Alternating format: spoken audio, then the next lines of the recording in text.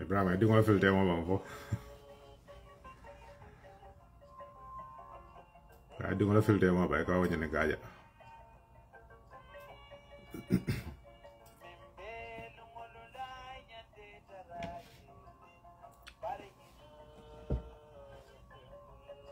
Good.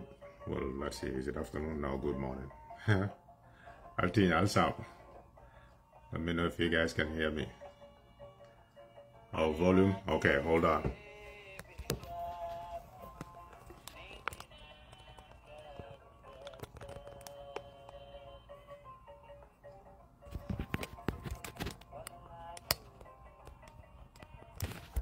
Let me know if you guys can hear me. I might have to switch off and come back on.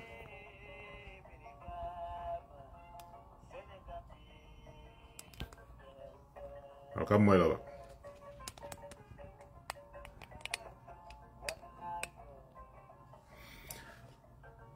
Somebody said volume. Let me know if you guys can hear me good.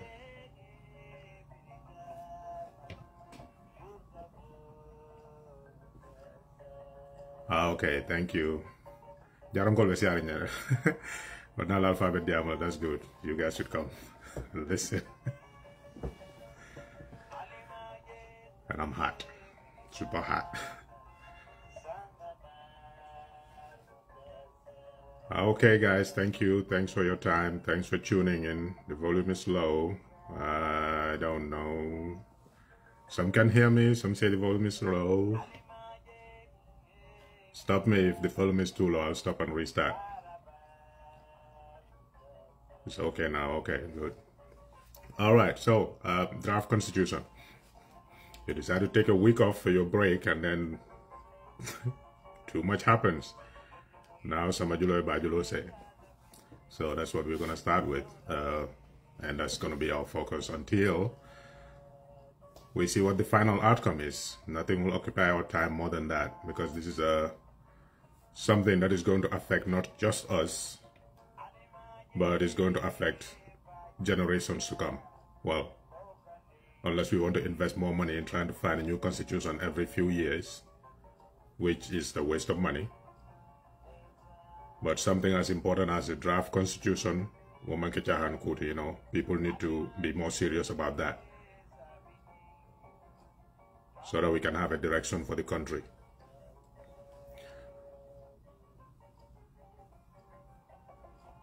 Definitely, we will be having that discussion in the local languages. Because basically, member caring Gambia.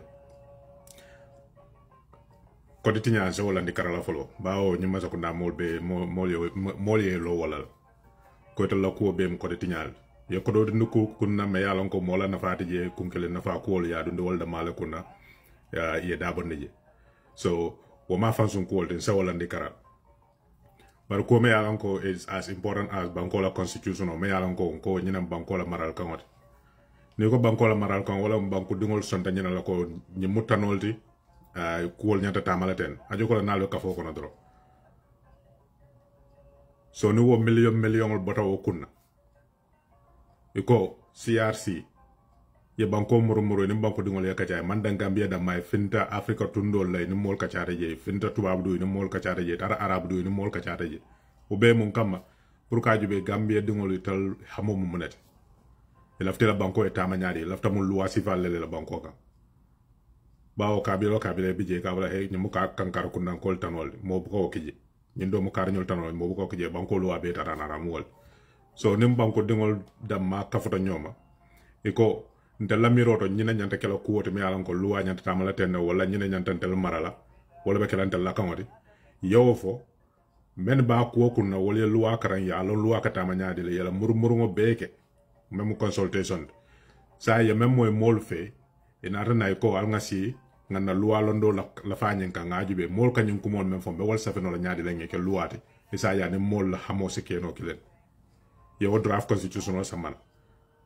kabrin kombo alfa altara baro jubenu wato janen draft constitution ka finde 3 years jot na be kere baro kam faka tablo libabulo iba fla 3 years ku jamal la ñanta falina ja constitution kuto man nanan fanko man nanan TRRC report man nawol be ñanta kala janne be banko sende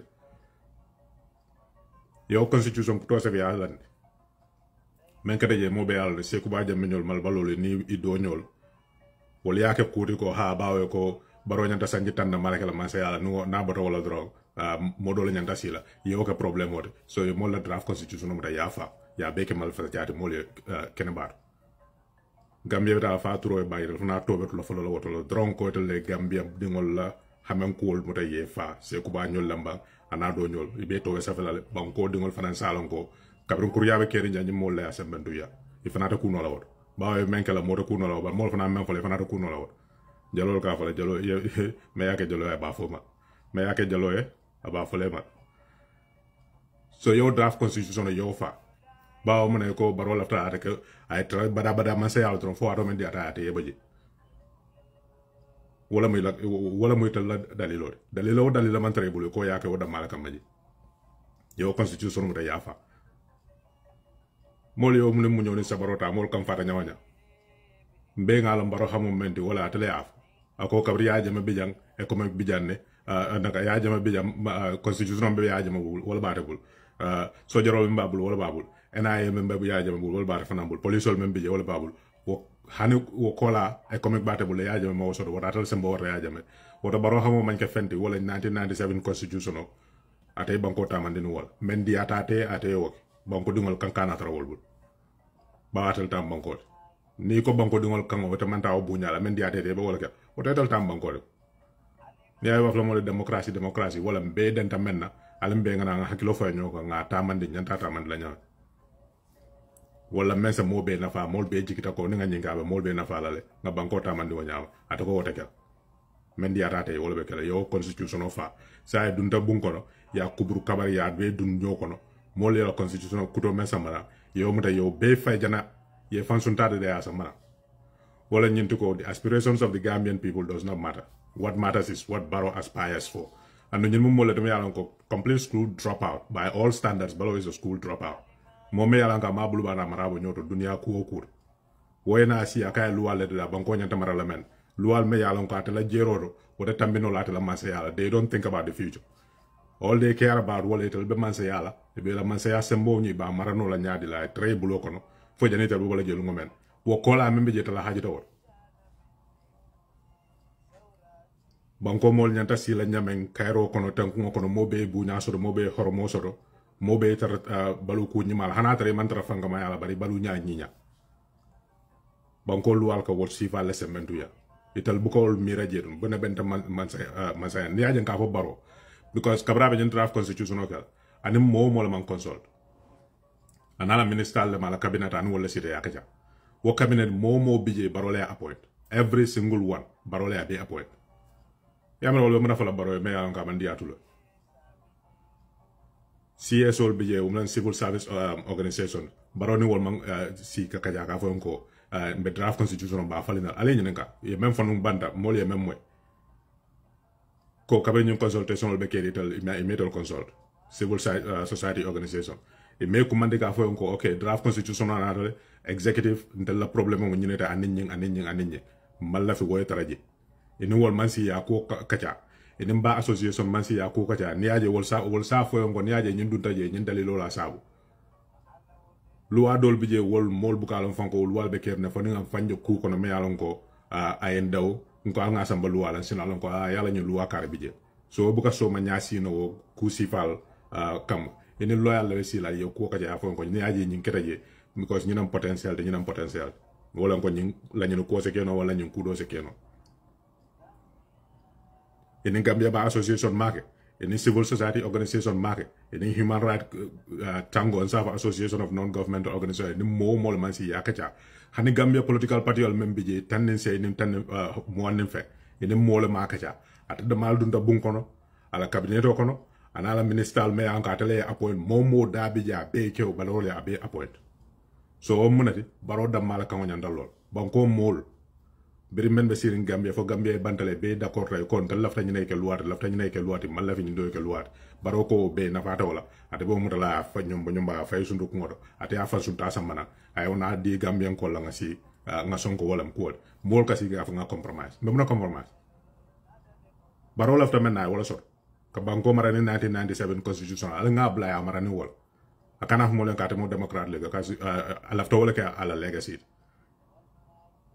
ka mo len ka demo democrat le ndanga constitution ko to sama na Gambia constitution ko tajuma men dia data ya woki ngajal dolbe ECOWAS score la ka fa Gambia congratulate ECOWAS score the aspirations of the Gambian people ke congratulate wala ko the government brings the draft constitution they gazetted it congratulations. It's the desire to see the aspirations of the Gambian people. Aspirations of the Gambian people is the CRC draft. It's that simple.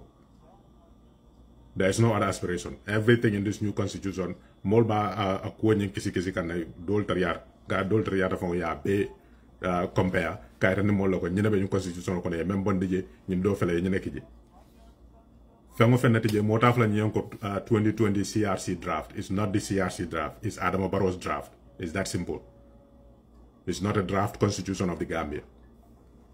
Kume an got any more be dendinga. UDP ya ko ni mol mala even before CRC be la draft ni present la ko na le hani tombu kilo mo bon ni jero mba ntal man tam dakale. Ye taw e man tombu kilo mon je bu ko be la mata ya fay bu ko kuto sa ya sa manan kar ni mol. Fa ngo fennati ye. Ajo ko ni da exam wala dro ye mol exam mum ta ya be spire. Was pa lo ko ko fay he pa nga ni sambati ja aba jëlal ko nga Carlos pa ma nga fen den tam bon di je to sa ja amelo ko fan sun talam ñet ye wala amanga mo la draft so men ka mo le nga compromise be mëna compromise oh time limit bi je wo time limit même bi je even now baro lañu second time me ko be kala 10 years na banta wo date tar la je abe 10 years do la nga baka mun wo fa wona manke time limit nan na mo be tam mobilise la nga foko baro en na constitutional tinya ku la ti je ko tege 100%. This is the reason why Manta Katefa Boro Manta campaign la we campaign against him. Momo ba fela me yeta fa. As a fal ñol bijel. PDOS mala bi ma mal nan ko rewol bijel. Mo dol bijel. Mol kanani mirako UDP ko lam ñen. Bar UDP wol yela so far. Kabri 1997 constitution ko ñu nak daji. The draft constitution sa manam very good draft. Tam limit ñol be ko na la 50+1 ñol be ko no 1997 constitution. Ya jëm dunta ja be wa fati. ala Robestam National Assembly tare ya pass. Beam kasi in 1997 constitution is a bad constitution. It followed exactly the same patterns. Membe ke kan be wala kada 1997. Wala na be in ka make constitution can do. Because ya jamel dunda ya bulo dunda kono. Me ya lon ko mol ya ko nyum luwa ken dolere an lo ya kurngol sita ko anga nyim bondi je nyima ya jame fewo ya be bondi je bi mol ka fo mol yon ko 1997 constitution is a bad constitution. That's exactly the reason why it's a bad constitution. It's what Adama Barrow is doing. Time limit ko ha ndama la fi time limit ko alwo bondi je yo bondi amanda wadama mol kam la time limit wadama te ye nyim bele tinya kew fengo fennati je me alon ko CRC even present. Let people come out and speak up. Exactly. Nobody should accept this. There should be no compromise. Now after time limit, let him go and put an amendment in the 1997 constitution for time limit.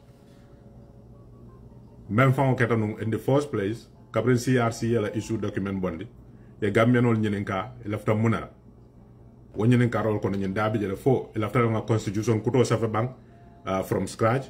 Wala 1997 constitution nga jibe luwal men yalo luwa krungol lam ya jamele ki je ngawol bondi je nga modify ñun ko flol wala be gamenol hakilo ko nono nga 1997 constitution om nga deda fundawol men je ngi suki wala nga constitution kuto safe me yalo ko adin gambian ko la miral nyaal keta lata bulukile na la ni gambian ko hameta mon la pour la banko e tamani wo bulol la ñun ko flol wala be ñosa bakano mo jama d'accord ko 1997 constitution wo tinyata la panchankala dal nga wala ni karala ala nga kudota nga constitution kudosa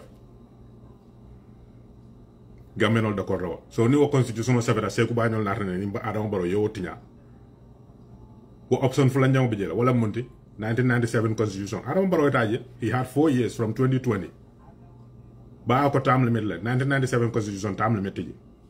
So now after time limit la ya wudu ndije. Afo ko okay, there's no retroactive clause.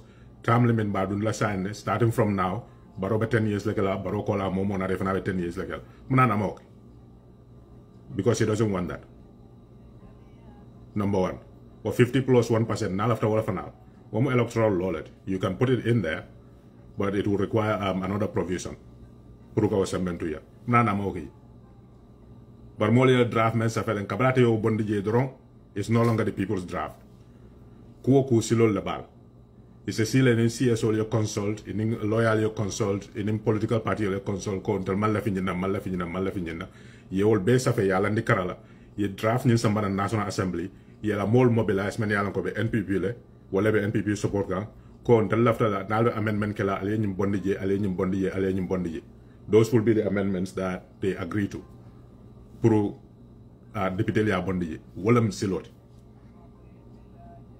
UDP more Walia for no until Mambalanco draft constitution on ying, Bawa CRC represent 100% is perfect. No.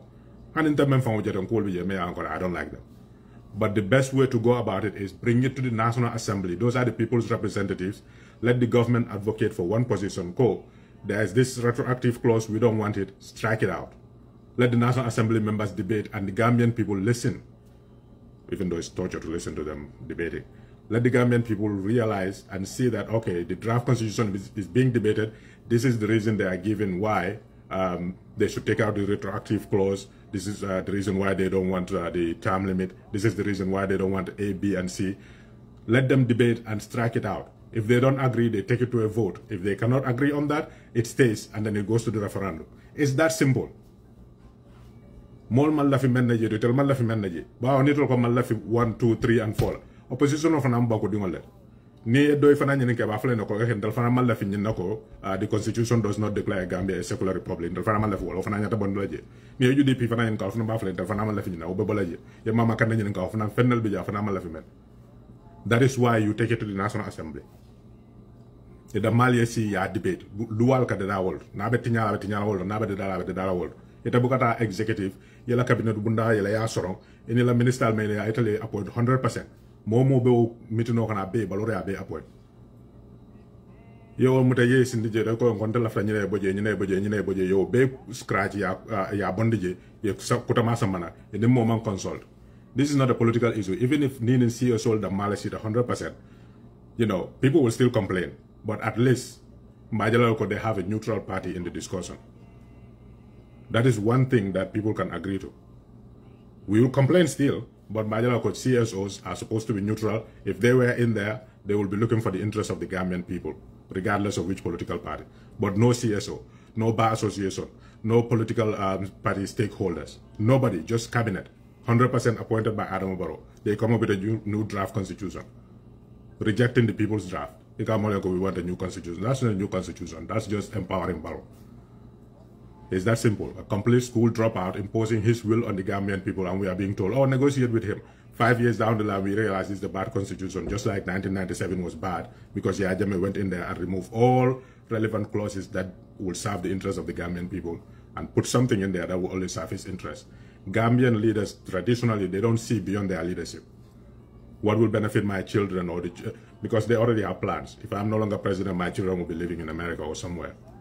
So the poor people can suffer. When we get a new government, oh, let's try and bring in a new constitution. That will also get derailed. Every single time we try to build a new constitution, wasting people's money for no reason. Nimbarol after compromise there. Let him go into the 1997 constitution and make amendments. People will support that. 100%. We will even advocate for it. Let him go and do that. But he cannot bring this and say this is the draft constitution. When CRC's draft is there. What is the point of the CRC there? There's absolutely no point to it. So we can manage with the 1997 constitution. We managed with it for 4 years, or at least for all of Barrow's terms. We can manage another 2 years, and then we put all our efforts together and campaign against this government. Let them go, all of them. If you want, vote for SFL. Any change is good at this point. Vote for SFL. If you want, go vote for Mama Kande. If you want, let's build a new coalition. Whatever it takes, let us kick them out, because they have proven they are incompetent, they are selfish, they are corrupt, they don't care about us, they don't respect us. That should be the bottom line for all of us. That should be our yardstick. Anybody else can come up with policies we don't agree with, can come up with policies we don't think will move the Gambia forward, but at least there will be a suspicion. For now, we have a confirmation code. These people have failed us in every sphere. whether it's the economy, whether it's healthcare, whether it's everybody's complaining about NAWEC every day. Everything is rotten in that country. And now this. But we are told, oh, let's compromise. There is no compromise to be had here. They either bring the draft and debate it in the National Assembly, buy off some National Assembly members, let them, put in place what they want to be put in place. We can manage with that because we all know these are the people who betrayed the people who voted for them. We can understand that. But it should not be something that Gambian people decide, oh, we want a new constitution, these are our aspirations. Adama Barrow, a school dropout, kicks it out, brings his own draft and says, adopt this. Why? Because it favors me. And then we say, oh, let's compromise with it. We should not compromise. Senegal drew the line there. When Macky Sall wanted to do that, they drew the line. People died. Nobody is asking for anybody to die or go out on the streets. All we are saying is, let's not talk about a compromise. There should be no compromise. Let him respect Gambians. The CRC is a seasoned body of experts who came together, consulted with Gambians all over the world, and came up with a document. That's enough to respect the Gambians and say, let's take it to the National Assembly. Even though we don't want A, B, and C, let the National Assembly members who support our views vote in line with what our views are. It's something as simple as that. So, nina rela yung constitution of Fango Jube yo mem betinya. More katara discussion online, sometimes you hear people talk about, oh, the constitution says shall, or, when you hear shall, that means it's absolute. They removed even aspects of that in the constitution. So, for example, it's just too much to go through. Like, I wish I could share my screen that I'm looking at. So, something like, something trivial like a national holiday shall be a public holiday. They changed it to say a national day is a public holiday. Is a public holiday. You don't realize these things until you get into a situation, we've never encountered it before, and then we have to go to court for it. This is the technicalities they manipulate so that they can impose their will on the people. So, for example, in the old constitution, the new draft, it says sovereignty of the people. All sovereign power belongs to the people of the Gambia, from whom all organs of government derive their authority and shall be exercised only in accordance with this constitution. That state, the people of the Gambia may exercise their sovereign power either directly or through their democratically elected representatives. That's also there. Sovereign power under this constitution is delegated by the people of the Gambia to, let me read what the old constitution says, the draft constitution.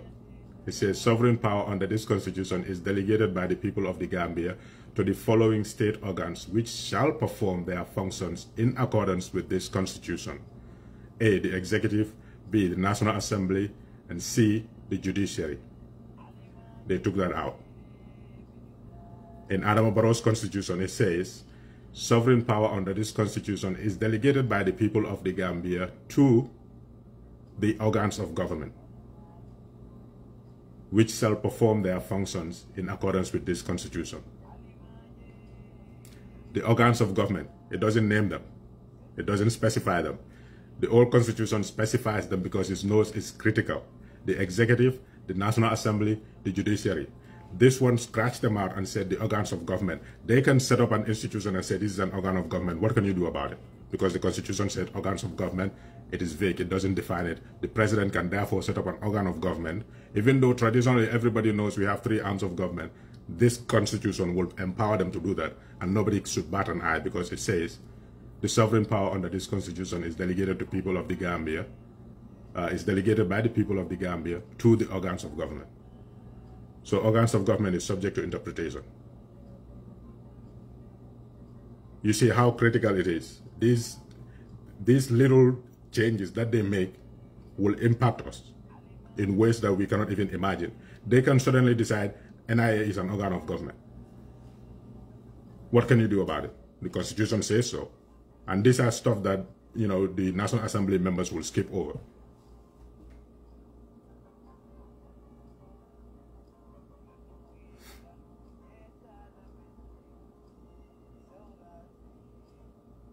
What else is in there?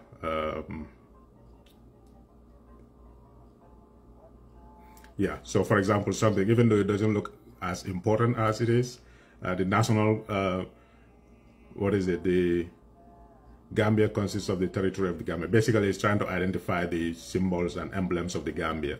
And it says the national flag, the national anthem, and coat of arms of the Gambia shall be those in existence immediately before this constitution came into force. They changed that. They said the national flag, national anthem, and coat of arms are those in existence. Are and shall are completely different. When you say shall, it's mandatory in law. But when you say are, there's some flexibility there.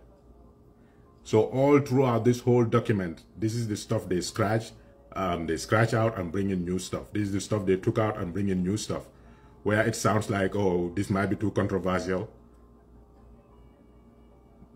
they leave that a little bit. Even though in other sections it names what the organs of government are, but when you bring it to a good lawyer who is intent on mischief, they will be able to find a loophole in that argument. And the court will have to uphold it because all their job is to interpret the law. In the old constitution, it says a national holiday shall be a public holiday. This one says a national day is a public holiday, like I said earlier. The National Assembly may enact legislation prescribing other public holidays and providing for observance of public holidays.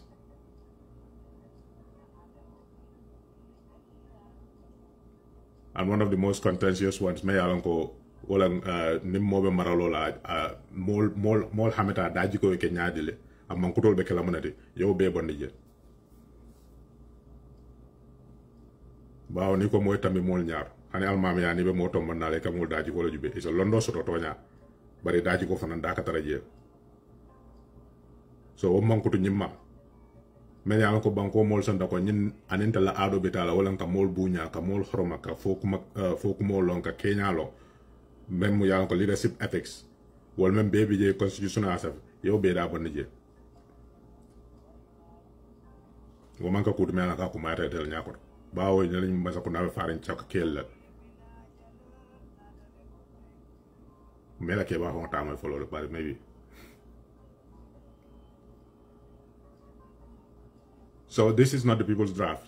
In simple terms, Banko Mol left amenda, what our aspirations are, is reflected in the draft constitution presented by the CRC. When they rejected it, they could go about amending the 1997 constitution. That was option 2. Yo mentinya, bao niko ya tinya la sa mol man la fala, wala député man la fala ya bondele niko ya sama na ko tega ci kew ku ngol bekela. Ta 1997 constitution.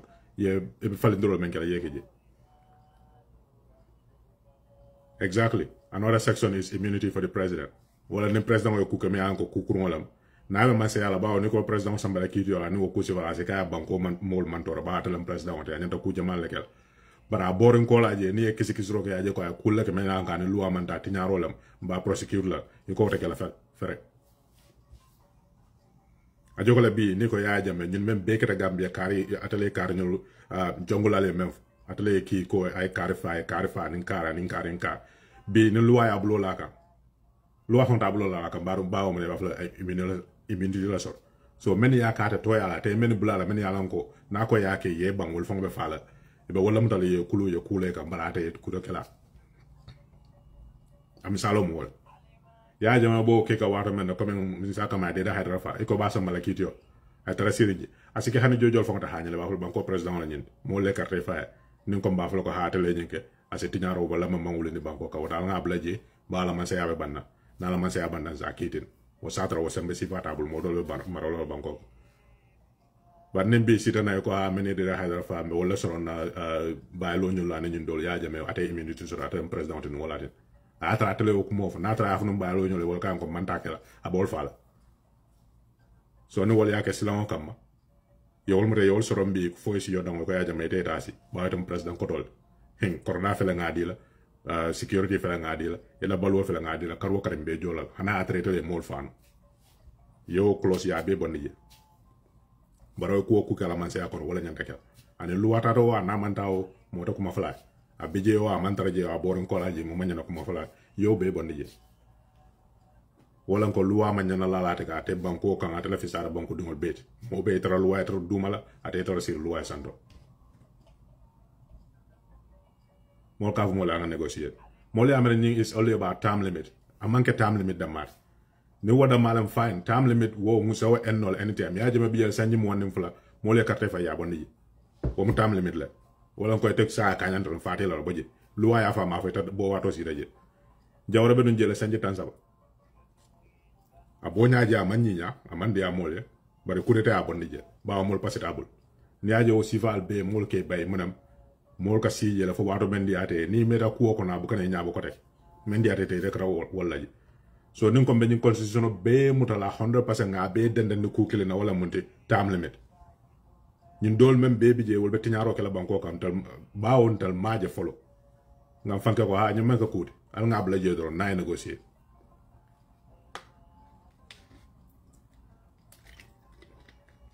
hani aje la prosecution wala ko dol me yalan ko TRRC ya recommend wala nsafo kabrin TRRC be kering wala even yaje la ni economic assets and stuff ko dol be je ni aje loi ko leata pour ka blo la ka mo ga me loi me seata ni kusi valate so be nyimbe double dabal la ñoko na jar ni ara sinin so mete le tiñaro men ko bu blo la wono me sa fo ha ba loi ko mo be yalan ko même kur yara mo tilimbal yara mo tiñaro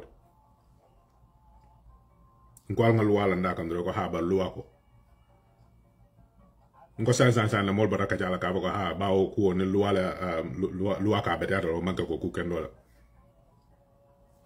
loi ko woni nyando man ko ku kendo to yalla nani mol la adol manta ni mol la mira nyal manta ni mol la dino manta ita fo ko loi kendo bara loi la ala o mese ya kam may sa ko al ngatu ji so nga ñu civil pass ntal buka focus no 100% on the details we just pick out one or two things wala ngo time limit science sulo wala mol kam ma say ala sulo time limit la kabrin Senegal ya ka nga fa ñam ma fa moy findi ta faade wala moy findi ta ku doge bari combat xisa na ta kala ja ngo time limit yela time limit kala bantale boji mo doy nana donc duñ ken lol ko ma wala ñam Senegal be ma fay Jomay fay dole ya fay Macky Sall la moyen bari be d'accord rañu na ko ha ba way ko luwala ak ma setal la jamano la wo president nata nin falu mo kala ke letal la jamano so ni wo fal mo ko ta darta ro ko min dama be fal mo soto nana ta soto so ñimbe mo hadu moldi wa hadu mo ko bay ba nen dal ko be focus la wala ko 100% ha time limit nyanda sonna la time limit nyanda sonna la 50 plus wala nyanda sonna wala no wonta molte council no wonta molte council ñin dol mem bebi je nga ñakas wala UDP ya fo mol yen bisayem ilafta wala kala ni aje be ñu min manero bel ya na UDP ya fo na han tombu kilo na ya bo jendal dati so be ñu sambal nan ten ñi be me yanko tiñaro le ni arje ke sa ha UDP la arje bitum mol be ni wala be wul ko wulta UDP so la wulta UDP wala yatinya UDP la lon ko mo ku kelinet ese bay la policy to ye banku be to ye dabo kong ye modo kong membe UDP or be bar UDP kabralo ranem bitem to nyalam political decision will be men ke me anko they are not correct or political decision me anko we can disagree with them but UDP a fundamental wala long conformment what a rule of law banko law kawataman every challenge against the constitution or against the state may alongo ya samba Supreme Court UDP dabiji na man tambanya ta dabiji wala monte ñu manke ku kendo banko loi ma ñana tama harni adam baro lañu suñu roma akete the same thing nana constitutional issue la even TRRC nga ko na rajer even CRC even during this draft constitution Kemes Njame versus the state Gabriel Jame ko secular republic. That is an entrenched clause. Yajame cannot change that. Kemesayasu in court, Supreme Court upheld it. Code, yes. If you want to make it a secular republic, you have to go through the referendum. It's an entrenched clause. So there's so many cases in Gambia legal documents, UDP versus, or somebody in UDP versus the state, or something along those lines. So UDP along community rule of law, 100%. And those laws, if they are bad and they don't reflect the will of the people or aspirations of the people, let's change those laws. But as long as it's law, we stand by that. It is the law. We can have moral arguments about A, B, or C. But UDP, at the very least, if you believe UDP has no policies, one policy that stood the test of time from 1996 to now is the implementation of the rule of law. there will be no compromise on that. Ni luwa la for luwa etam. Ola na hane UDP supporter, we get frustrated. Mobe aram ko ni UDP tata court in Yajam's court system is a kangaroo court, but we'll still go. So because of that rule of law, Saratol Labije, Niko Banko Constitution Kutola Safe, at a National Assembly, Nimem me Falinaje, I Falinje Bao Mole Level Tombo. Yes, a manager. So ya Falin National Assembly, ni la Falun ke fo parer, ina humole nganyim Falin Kala, Nin Kara, Nin Kara, Olaki, a Lua Kutofer, Nelson Dollar referendum of La Lafe. 1997 Mole referendum Kajan. But a constitutional men draft, ya Jamea Blue Black on our betting. So men ka foko mole compromise al ñun do amia imam term limit da ma bondije or retroactive clause natre yow da mala fon bondije fon mo sa foko ak nga UDP manene bari mo da ma bondije but mol bebe focus on wala kan tel la jernya mol is like tunnel vision. We put our eyes on that and that's it, nothing else matters. So ñewo Janaba Bolala Fonim Kudo Aram Boroyala Manyado, but nothing is more of a priority than this. And we will challenge anybody for their reason why the Gambian people should adopt this constitution or should compromise with Adam Barrow. Because this is 2 million people's aspirations versus one person's greed. So if we are going to compromise, to what end? If we are going to compromise with Adam Barrow, what does the Gambia get in return? That should be the question. Whenever you compromise with people, it's a trade-in. You give, I take. I give, you take. So these discussions will go on. We'll scrutinize this document, chapter by chapter. If it takes us all these months until it is at the National Assembly, then that's what we have to do. This is a national document. You cannot have a country where you have laws that do not reflect the aspirations of the people, that only serve one person's interest. And everybody else is just plodding along and then complaining every single day because we allowed it to happen. There should be no compromise. If he wants his legacy, let him bring the 2020 draft constitution. Let them debate it at the National Assembly. If it passes, let it go to a referendum. Those who object to it can go on a campaign and tell people, don't vote for it. At the end of the day, when it's all said and done, and then the people adopt it, we know that's our constitution. It went through the right processes. But you cannot just kill people's draft constitution, go make up your own draft, and take out everything that is relevant to the Gambians, and then bring it back and say we want a new constitution now. And then people are, oh, let's compromise with him. There should be no compromise. If he wants to compromise, let him go put a term limit in 1997 constitution and say this term limit will take effect after this current president's, this current term. That's something that can be negotiated with the National Assembly, if that's what he wants. All he wants to do is serve as long as he ajame or longer than he ajame. Barrow has this Santo Kavinari. Wo mol me anko Santo Reke in the Bantabare can amol kachandika jet. Wo mari sifa, wo hakil sifa raba. Ngamoto sifa sanya. Nga fenka fi. Wo ku sifa ro wala batako so ya jame sanyi mo nim flake je. Atala flata mila wala. Atara na rabe molde. Fengo fenti je. This primitive way of thinking. So our leaders constantly from Yajam and Kajel, they test the waters, we give them. But Malikama, give them an inch, they take a yard. Give them a yard, they take a mile. And it will never stop. Power never yields anything. If they go through with this, they're going to be demanding. Who is to say that in Araboroinian pass right now, Gambia Molson, there's time limit there, that in 5 years he's not going to propose to remove the time limit from the Constitution after he got everything else he wants. It's a trait among African presidents. They do it all over. Senegal, one of the most stable democracies in Africa. Macky Sall attempted it. So there's no guarantee. If you say compromise, to what end? Who is to say after he gets all the powers that he wants with this constitution, he's not going to turn around and say, in fact, the term limit thing, we should just take it out because it's the desire of the Gambian people that should matter.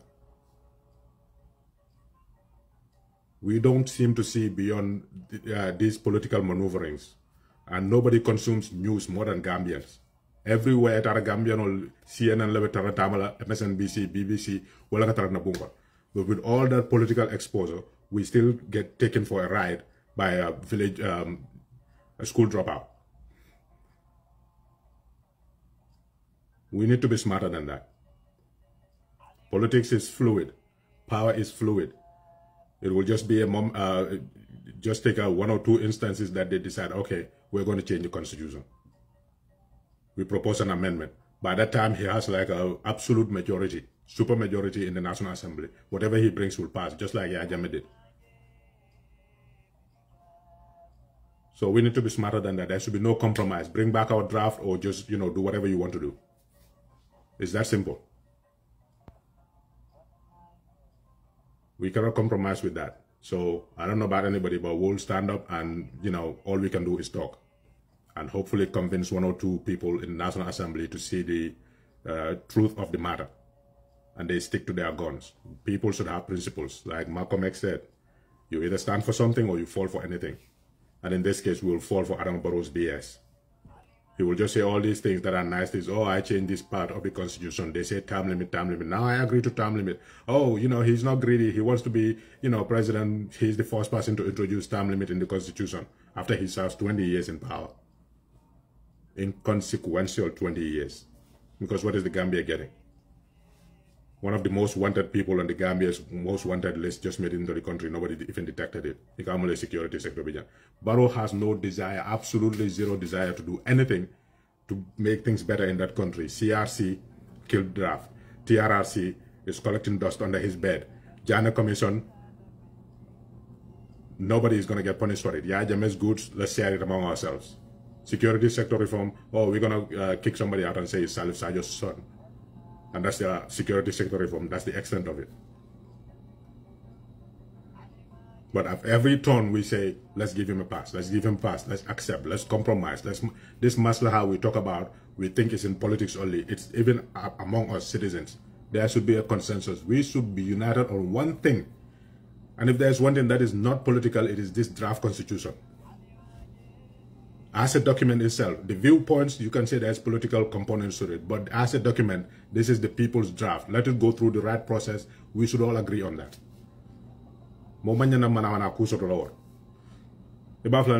Time limit, okay, one political view. But according to draft, il a fait sambala na puruka cool falenje. Ibo fan ngakala National Assembly. It should go through the right process. Ning kawali ta wotodro. Dalla banko di yana fale wala na fama fenna rabe be kala political karo jeta la nga sun karo sal yudi pin ko le sal bi APRC wala sal songa banna sal karo fala nga la yamol fa NPP la be la yamol fa bi UDP everything will just become political. There should be something which we should agree on as a country. This crosses the line. We are not going to accept it. We can do our politics. We can, caricature each other, we can laugh at each other, we can mock at each other. Some people's choice of doing things is insult each other, which is wrong. But that's politics. We should find common ground on certain things, and this is one of those things. This draft, we will not sacrifice the aspirations of 2 million people just to satisfy one person. That should be a principled stance for all of us. It doesn't matter what it costs us, we will not do it. If it means Adama Barrow is going to keep winning and stealing elections for the next 50 years, at least principally, we stood our ground. We will not accept that we will sacrifice the aspirations of 50 million people 2 million people who were consulted all across the world. We will not sacrifice their aspirations without due process. And that due process is any amendments you propose, take it to the National Assembly. Like I said, every political party will have a proposal for an amendment. APRC is trying to hold on to the legacy of 𝒂𝒑𝒏𝒏. They will try everything they can to say, okay, we don't want this taken out, we don't want that taken out. UDP will have their proposal and say, we want term limits, we want this, we want that, and we don't want this other one taken out. They will have their aspirations. We want the Gambia to be a secular republic that should be in the constitution. We want this, we want that. All of them will have their objections to one aspect or the other of the constitution. That is fine. Let it be debated in the National Assembly. At the end of the day, if they all agree, let them vote in favor of it, and it stays. And then move to the next section. When it's all said and done, they take it back to the Gambian people and say, here is a referendum, vote. What is easier than that? But we sacrifice all of that just to say, let's compromise so that we can have 2 term limits in the Constitution. And once we have those 2 term limits, he rigs the next election or wins the next election or whatever happens in the next election, he decided we're going to remove that clause. What are you going to do? Is that the time you will say, oh, let's go out and demonstrate, when already there's a law in the constitution that says the police will have to give you a permit? And his brother-in-law is the police, Inspector General of Police. We need to see beyond, like I said, this is a topic that's going to take a long time to discuss, so I won't take too much of your time. We will come back again, and nothing is more important than this. We're being taken for a ride, and we should not agree to go on that ride. We should stand our ground and say, bring the draft constitution, or whatever amendments you want to make it to the 1997 constitution. But as far as you kick that draft out, leave it be. If you don't want to implement it, if Gambians decide they want to get rid of this government, the next government, that can be their promise. We should task them all. Are you going to bring the draft constitution? It's just like in America, election is here. What is your position on abortion? You have to make it clear to the Gambian people. It's the same thing. UDP promised everybody in 2021, if UDP wins, we will bring the draft constitution back as is. Let us task every newcomer into the politics. I know we already have the politicians and parties who are going to contest. There will be new ones coming up. Task them. Are you going to bring the draft constitution to the Gambian people? Be on record and say yes or no. And then we all put our efforts together to make sure Adama Barrow ends. You don't have to campaign for political party A or candidate A or B. Just make sure this man goes. He has failed, and it's on record that he has failed. That should be also a common ground for all of us. Whoever's political wherewithal is able to win them the election, let them win. But have a conviction core.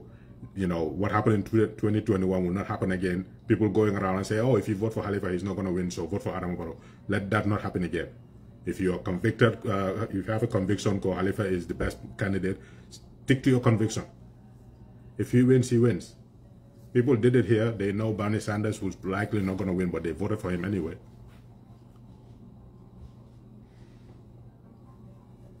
Or they stuck to him and decided they're not going to vote when he was not on the ballot. So it's the same thing.